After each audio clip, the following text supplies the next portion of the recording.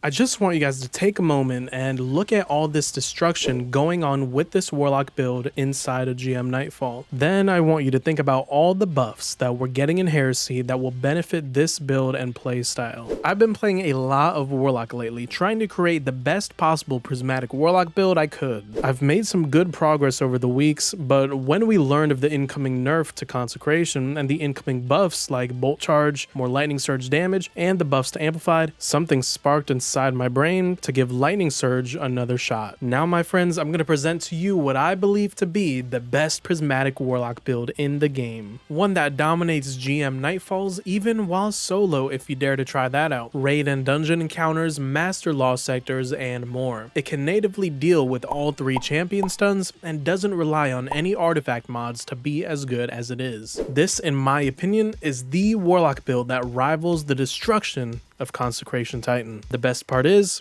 it gets even better next episode.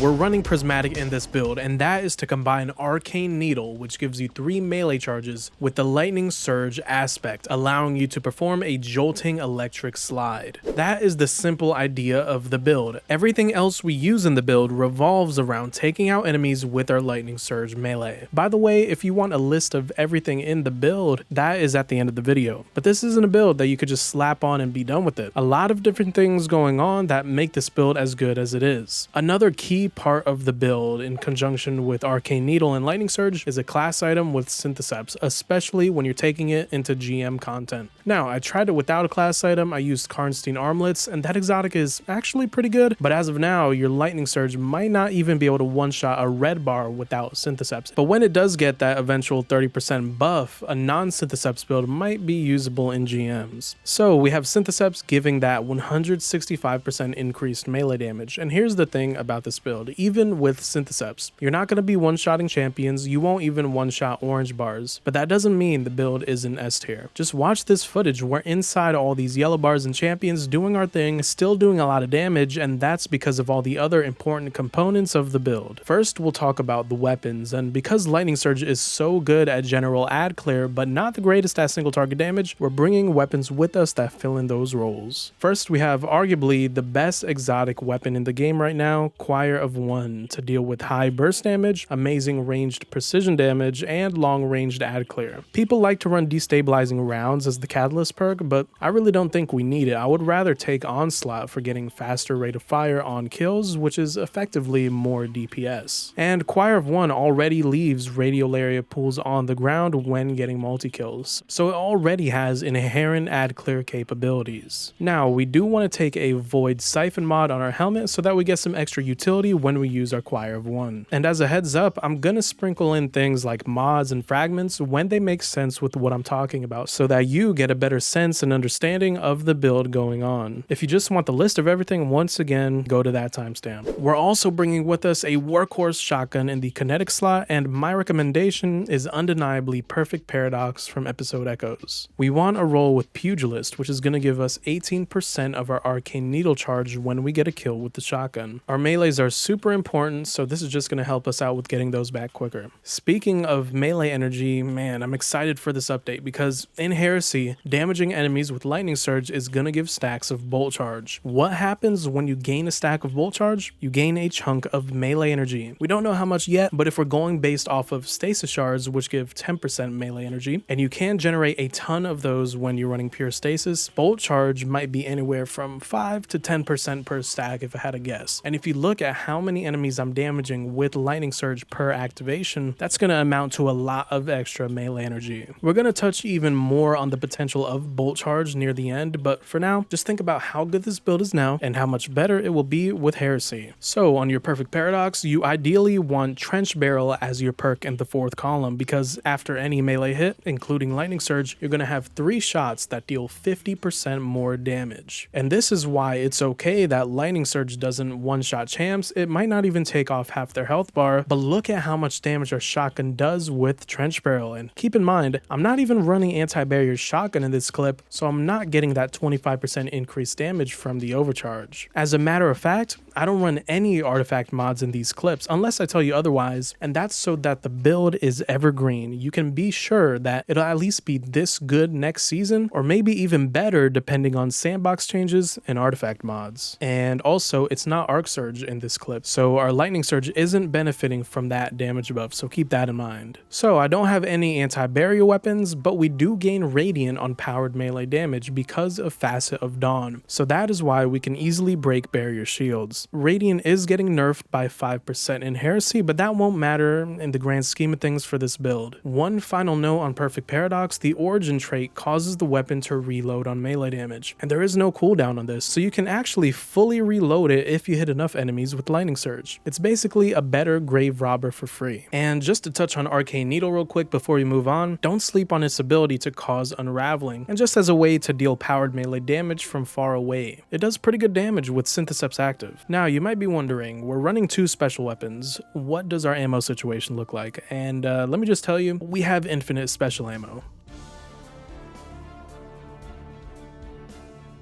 So we run special ammo finisher on our class item. You finish an enemy, you create a special ammo brick. You need 3 armor charges for it to work, but that is so easy to obtain with the way I set up our mods. Heavy-handed means a lightning surge kill creates an orb of power, and we run 2 of them, meaning the activation cooldown is only 5 seconds instead of 10. I used to run 3 of these mods to make the cooldown only 1 second, but then I realized I didn't really need to make the orbs that often. It was kind of overkill. Instead of a 3rd heavy-handed, my 3rd mod on the gauntlets is momentum transfers, so that grenade damage grants arcane needle energy, feeding more into getting our melee. Another mod we want to run is hands-on, just for some extra super energy from our powered melee kills. So when you're transcendent and your melee cooldown is really fast, you'll be making a lot of orbs with lightning surge, building up lots of armor charges. To feed even more into armor charge, we run stacks on our boots. Now you get 2 armor charges for every orb pickup. To feed even more into armor charge, you can run charged up on your chest piece. That will let you get up to 4 armor charges instead of 3. Forgetting to use my finisher when I have 3 stacks of armor charges is actually a problem I ran into at first, because we're not normally using our finisher this offensively, but we're actually incentivized to use our finisher as much as possible because of some of the other things in our build.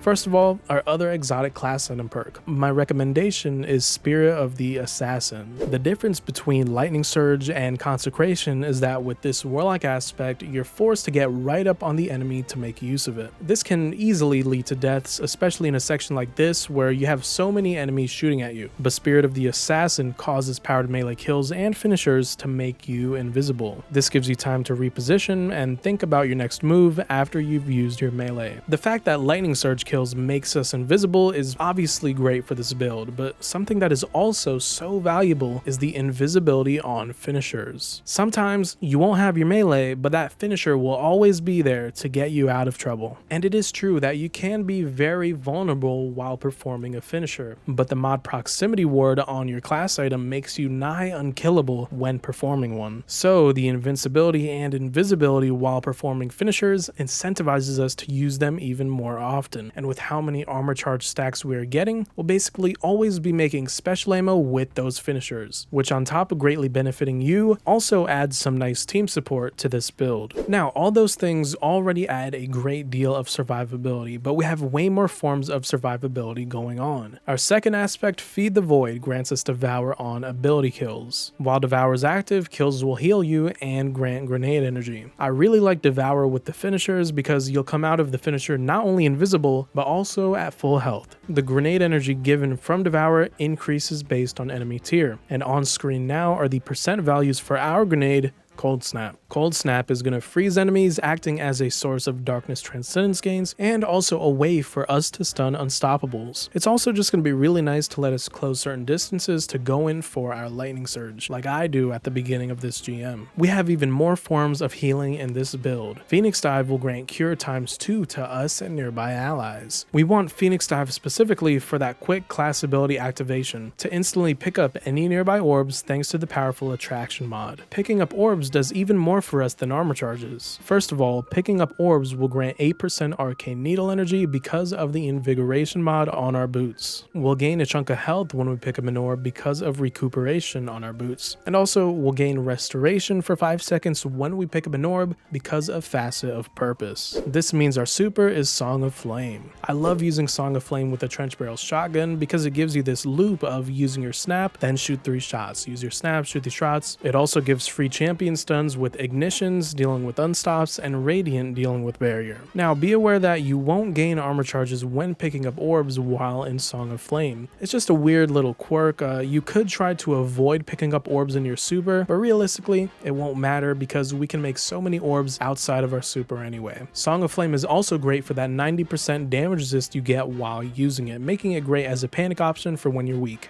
Speaking of DR, Facet of Protection will grant us an extra 15% damage resist while surrounded by 3 or more enemies. Fits right into the playstyle of this build. On our chest piece, we want to run 1 melee damage resist mod. This is 15% extra DR against enemies that are within 4 meters from you. Also on the chest piece, we run 1 elemental damage resist mod. Just whichever one you feel is most helpful. So all we really have left to talk about is Transcendence. Being Transcendent gives you a lot of different buffs, including damage resist and ability spam, so reaching that is the main goal of the build. Our grenade while Transcendent will suppress and slow enemies. It'll also weaken them because of Facet of Dominance. There's even more synergy there with our Lightning Surge because we're running Facet of Courage. Our light abilities do 10% more damage to enemies affected by darkness debuffs. Great synergy there between our Lightning Surge and our Cold Snap and Transcendent Grenade. Now I won't say that these 2 fragments are necessary. I've run this GM using fragments like Balance, Command, and Sacrifice, but if you want to do the most damage possible with your Lightning Surge, Dominance and Courage are the way to go. So we want to get Transcendence fast. The main way we get light energy is through Lightning Surge, Choir of One, Song of Flame, and our Perfect Paradox. The main way we get dark energy is through our Cold Snap Grenade, Perfect Paradox, and our heavy weapon. The heavy I like to run is Chill Inhibitor from Vesper's Host. The roll on this doesn't really matter, but I do have my preference. Now you could use the one from the Gunsmith. It has great perks like Bane Switch and Envious Arsenal, but my favorite roll has Chill Clip and Cascade Point. But more importantly, Chill Clip for that extra utility and being able to slow and freeze enemies, allowing us to deal with overloads and unstoppables. Now our Lightning Surge does do overload from Jolt, and our Cold Snap does deal with unstoppables, but especially for the Cold Snap you might not have it available, so having this GL with Chill Clip is just great for that added utility. And if you have Cascade Point, you could just shoot really fast and it's a lot of fun. I'm not saying you have to run a GL. A good machine gun like Pro Memoria could be nice, but I guess it just really depends on the activity you're running. Oh, and we're gonna run Heavy Ammo Finder on our helmet since we already make so much special ammo from our finishers. So the gameplay loop is pretty simple. Get your melee back and spam it as much as possible. But we have a lot of stuff going on that can make it seem complex. Your first goal is to gain Transcendence. Use your Cold Snap to freeze pesky enemies, Lightning Surge to clear ads and make you invisible, and utilize all the ways we get melee energy to get your melee back faster.